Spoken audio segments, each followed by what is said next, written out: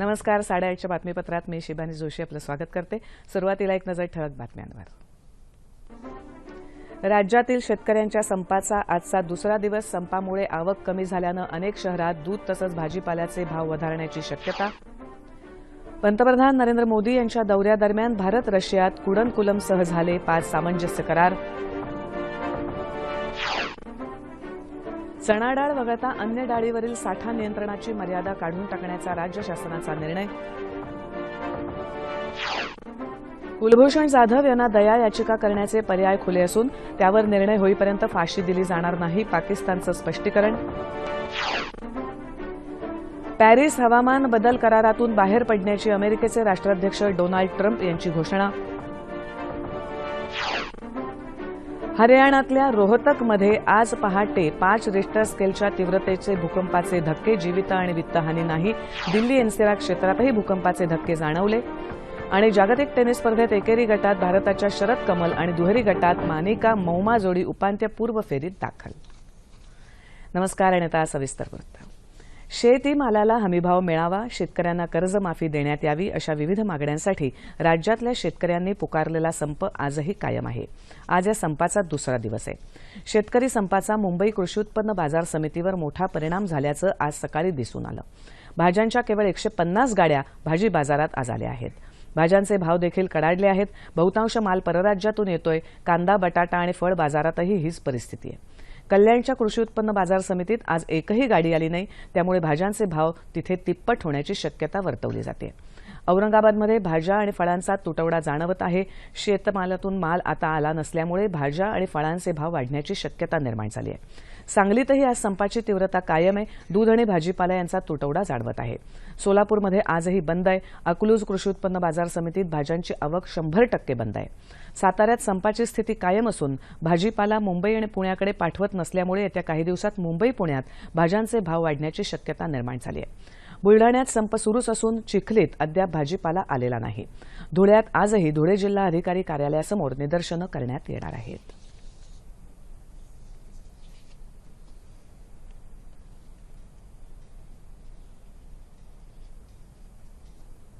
पंतप्रधान नरेंद्र मोदी यांच्या रशिया दौऱ्यादरम्यान भारत आणि रशिया यांच्यात 5 महत्त्वपूर्ण करारांवर काल स्वाक्षऱ्या करण्यात आल्या.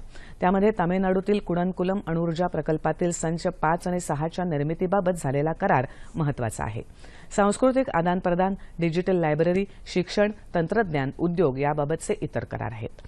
लष्करी सहकार्यासह अणुसहकार्य करण्याबाबतही दोन्ही देशांनी सहमती दर्शवली आहे. एनएसजी आणि संयुक्त राष्ट्रांच्या सुरक्षा समितीत भारताच्या स्थायी सदस्यत्वाला पाठिंबा देण्याचं आश्वासनही रशियाकडून देण्यात आलं आहे. पंतप्रधान नरेंद्र मोदी आणि रशियाचे राष्ट्रपती व्लादिमीर पुतीन भारत रशियाच्या उच्चस्तरीय परिषदेला उपस्थित होते. त्यात पुतीन यांनी भारतासोबत रशियाचे घनिष्ठ संबंध असल्याचं सांगितलं. जगात 6व्या क्रमांकाची उत्पादन क्षमता असलेल्या भारताशी व्यापार वाढवण्यावरही पुतीन यांनी यावेळी ठरवलं. त्यात रशियाच्या कंपन्यांनी सहभागी व्हावं असं आवाहन मोदी यांनी यावेळी केलं. पुतीन यांच्यासोबत मोदी यांनी केलेल्या द्विपक्षीय चर्चेत संबंध दृढ करण्यावर भर देण्यात आला. दरम्यान जर्मनी, स्पेन, रशिया आणि फ्रान्सच्या दौऱ्यावर असलेले पंतप्रधान नरेंद्र मोदी आज फ्रान्सला रवाना होणार आहेत. त्यापूर्वी सेंट पीटर्सबर्गमध्ये होणाऱ्या आंतरराष्ट्रीय आर्थिक परिषदेला आज ते उपस्थित राहतील. तसंच भारतीय समुदायाशी संवाद साधतील. मंगोलियाचे पंतप्रधान, ऑस्ट्रेलियाचे चॅन्सलर तसंच संयुक्त राष्ट्रांच्या महासचिवांचीही ते भेट घेणार आहेत. त्यानंतर ते फ्रान्सची राजधानी पॅरिसला रवाना होतील. इथे ते फ्रान्सचे राष्ट्रपती इमॅन्युएल मॅक्वेल यांची भेट घेऊन द्विपक्षीय संबंधांवर चर्चा करणार आहेत.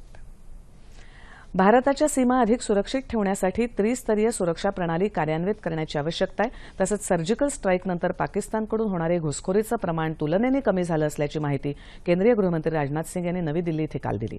सीमा सुरक्षा दलाच्या एका सन्मान कार्यक्रमात ते बोलत होते. देशाच्या सुरक्षा व्यवस्थेत भारतीय जवानांनी कोणतीही कसूर ठेवलेली नाही की कुठलीही तडजोड केली नाही. तसंच देशाला अभिमान वाटण्यासारखं कृत्य केलंय. याबद्दल भारतीय जवानांचं गृहमंत्र्यांनी यावेळी कौतुक केलं. सीमा सुरक्षा दल म्हणजे देशाच्या सुरक्षा व्यवस्थेमधील पहिली फळी आहे आणि या दलाच्या जवानांनी आदर्श अनुकरणीय काम केलं आहे. त्याचा देशाला अभिमान वाटत आहे असं सांगून राजनाथ सिंग म्हणाले की त्रिस्तरीय सुरक्षा व्यवस्था कार्यान्वित करताना लवकरच समग्र एकात्मिक सुरक्षा व्यवस्था निर्माण करण्यात येणार आहे. यामध्ये सुरक्षा पथकं, गुप्तहेर यंत्रणा त्याचबरोबर पोलिसांचा सहभागही असणार आहे. यावेळी राजनाथ सिंग यांनी अनुकरणीय कार्य करणाऱ्या सीमा सुरक्षा दलाच्या जवानांना पदकं बहाल करून त्यांचा सन्मान केला. भारतीय नागरिक कुलभूषण जाधव यांच्यासाठी दयेचा अर्ज करण्याचे सर्व पर्याय खुले आहेत. त्यांच्या दया अर्जावर तसंच इतर याचिकांवर निर्णय होत नाही तोपर्यंत जाधव यांना फाशी दिली जाणार नाही असं पाकिस्ताननं स्पष्ट केलंय. पाकिस्तानच्या राष्ट्रीय सुरक्षा समितीची काल बैठक झाली, त्यावेळी हा निर्णय घेण्यात आला.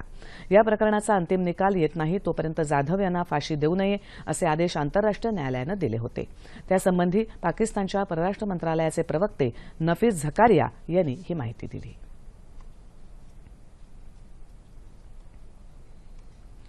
अमेरिकेचे राष्ट्राध्यक्ष डोनाल्ड ट्रम्प यांनी पॅरिस हवामान बदल करारातून बाहेर पडण्याचा निर्णय घेतलाय. व्हाईट हाऊसमधील एका कार्यक्रमात त्यांनी याबाबतची घोषणा केली. 2015 मध्ये 195 देशांनी पॅरिस हवामान बदल करारावर स्वाक्षऱ्या केल्या होत्या. कार्बन ऑक्साईड आणि पर्यावरणाला घातक वायूंचं प्रमाण कमी करून पर्यावरण रक्षणाच्या कराराचं उद्दिष्ट आहे. या करारामुळे अमेरिकेच्या अर्थव्यवस्थेवर बोजा पडत असल्याचं ट्रम्प यांनी सांगितलं. हा करार अमेरिकेसाठी योग्य नसून नवीन हवामान बदल करारावर चर्चा करण्याचा मुद्दाही त्यांनी मांडला. ट्रम्प यांच्या या निर्णयाबाबत संयुक्त राष्ट्रांनी आणि जागतिक नेत्यांनी निराशा झाल्याचं मत व्यक्त केलंय. फ्रान्सचे राष्ट्रपती मॅक्वेल यांनी या करारावर कोणत्याही प्रकारच्या चर्चेला नकार दिलाय. ट्रम्प यांच्या या निर्णयामुळे अमेरिकेला नुकसान होणार असल्याचंही त्यांनी म्हटलं आहे.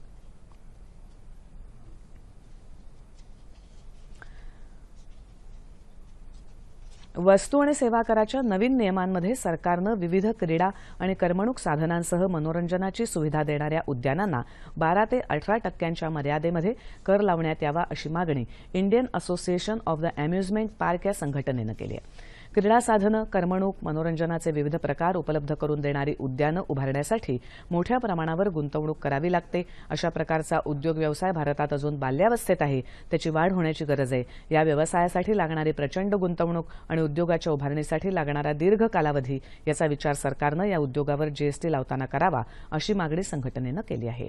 करमणूक प्रधान आणि विशिष्ट विषयानुसार तयार केलेल्या उद्यानांमुळे पर्यटनाला प्रोत्साहन मिळतं. तसंच पायाभूत सुविधा वाढवण्यासाठी असे प्रकल्प महत्त्वाची भूमिका बजावतात. त्यामुळे सरकारनं या उद्योगावरचा सेवा कर कमी करण्याची मागणी त्यांनी केली आहे. नवयुवकांना मतदार यादीत नावं नोंदवणं सोपं जावं यासाठी भारत निवडणूक आयोग 1 जुलै ते 31 जुलै या कालावधीत विशेष मोहीम राबवणार आहे. या मोहिमेअंतर्गत शाळा आणि महाविद्यालयात प्रवेश घेणाऱ्या विद्यार्थ्यांना त्यांच्या प्रवेश अर्जासोबतच मतदार नोंदणी अर्जही देण्यात येणार आहे अशी माहिती उपसचिव तसंच सहमुख्य निवडणूक अधिकारी अनिल वळवी यांनी दिली. महाविद्यालयात प्रवेश घेतानाच विद्यार्थ्यांकडून प्रवेश अर्जासोबतच नमुना 6 सुद्धा भरून घेतला जाणार आहे. यामुळे तरुण मतदारांना सरकारी कार्यालयात जाऊन मतदार नाव नोंदणीसाठी अर्ज करण्याची गरज भासणार नाही असं वळवी यांनी सांगितलं. ज्या विद्यार्थ्यांचं वय 18 वर्षापेक्षा कमी आहे अशा विद्यार्थ्यांकडून भविष्यातील मतदार म्हणून प्रतिज्ञापत्र लिहून घेण्यात येणार आहे. त्याचबरोबर प्रत्येक गृहनिर्माण संस्थेमध्ये जाऊनही नाव नोंदणीची प्रक्रिया राबवण्यात येणार आहे असंही वळवी यावेळी म्हणाले. महिला आरक्षणाला 25 वर्ष पूर्ण झाल्याबद्दल राष्ट्रवादी काँग्रेसचे अध्यक्ष शरद पवार यांचा पुण्यात सत्कार करण्यात आला. यानिमित्त कृतज्ञता कार्यक्रमाचं आयोजन करण्यात आलं होतं. कार्यक्रमाला माजी राष्ट्रपती प्रतिभा पाटील उपस्थित होत्या.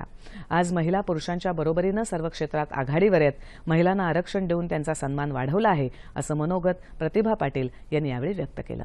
या कार्यक्रमाला खासदार सुप्रिया सुळे, पुण्याच्या महापौर मुक्ता टिळक, खासदार वंदना चव्हाण आदी मान्यवर उपस्थित होते.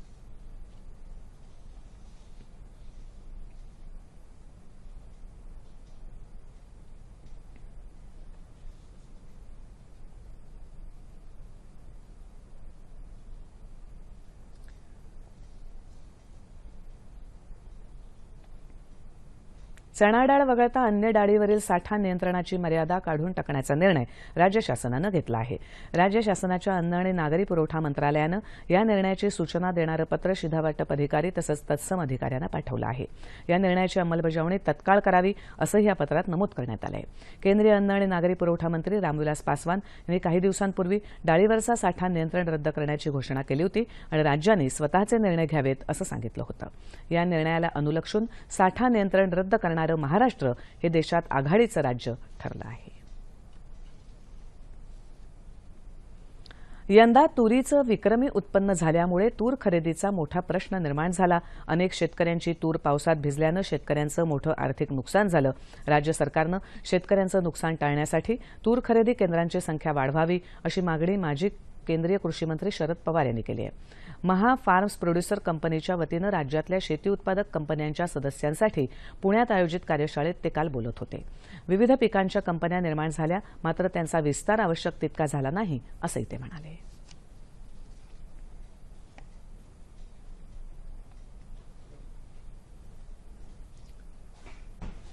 राज्य शासनानं कला आणि क्रीडा शिक्षकांच्या तासिका निम्म्या करण्याचा आदेश काढलाय. त्यामुळे कला आणि क्रीडा शिक्षक अतिरिक्त ठरण्याचा धोका निर्माण झालाय.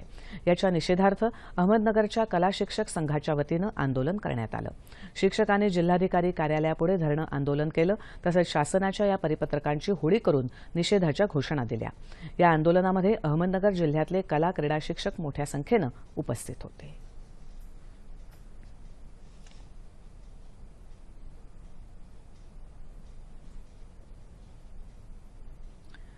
हरियाणा इथल्या रोहटक तसंच दिल्ली एनसीआरमध्ये आज पहाटे 4:30 वाजता भूकंपाचे सौम्य धक्के जाणवले. रिश्टर स्केलवर भूकंपाची तीव्रता रोहटक इथे 5 इतकी नोंदवण्यात आली. हरियाणातील रोहतकजवळ जमिनीपासून 22 किलोमीटरवर भूकंपाचा केंद्रबिंदू होता. हरियाणा, दिल्ली आणि परिसरातून जीवित किंवा वित्तहानीचं वृत्त नाही.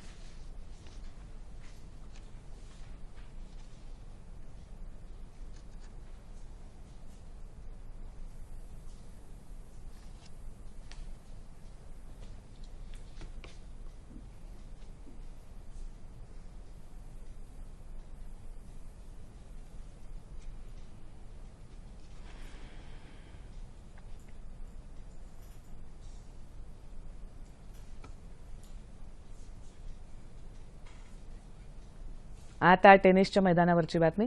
जर्मनी इथे सुरू असलेल्या जागतिक टेबल टेनिस स्पर्धेत भारताच्या खेळाडूंनी चांगली चमक दाखवली. टेनिसपटू शरद कमलसह मानिका बत्रा आणि मौमा दास यांनी स्पर्धेच्या उपांत्यपूर्व फेरीत धडक मारली आहे. कमलनं युक्रेनच्या को ई लेन याचा 11-3, 11-9, 14-12, 11-3 असा पराभव करत उपांत्यपूर्व फेरीत प्रवेश केला. मानिका आणि मौमा दास यांनीही उपांत्यपूर्व फेरीत प्रवेश केला आहे. ठळक बातम्या पुन्हा एकदा.